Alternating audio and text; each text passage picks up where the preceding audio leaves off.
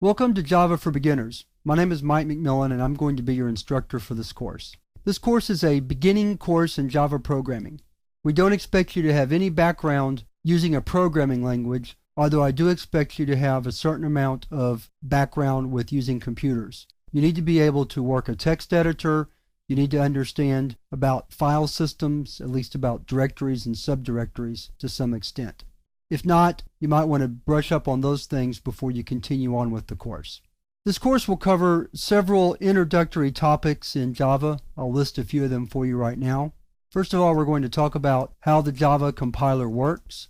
After that, we're going to talk about data types and variables. Those are the building blocks of all programming languages.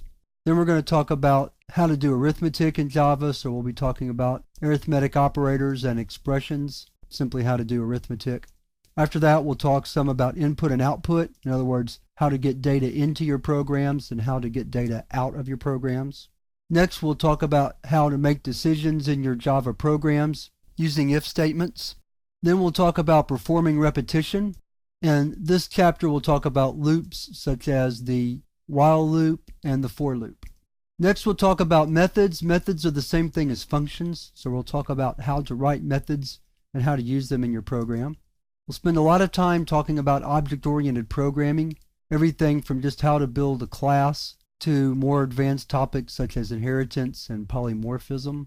We'll also talk about various data structures to use in your program, such as arrays and array lists. And we'll also talk about text file processing, how to read and write text files.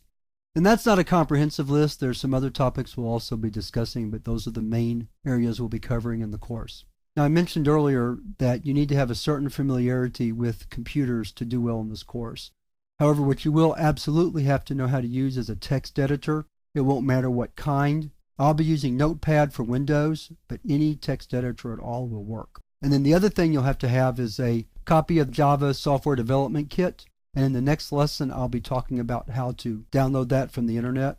So I guess another requirement is you need to have an internet connection or the means to get a copy of the software development kit, also called the Java SDK.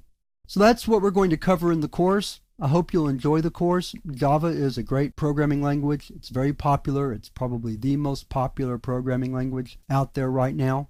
It's not a hard language to learn. It's easier than a language such as C++, for example. But, this course is going to take a little bit of work, but I promise you, if you pay attention to my lessons, work the exercises, and do some work on your own, you do well in the course. So now let's move on to the next lesson where I talk about how to download and install the Java compiler.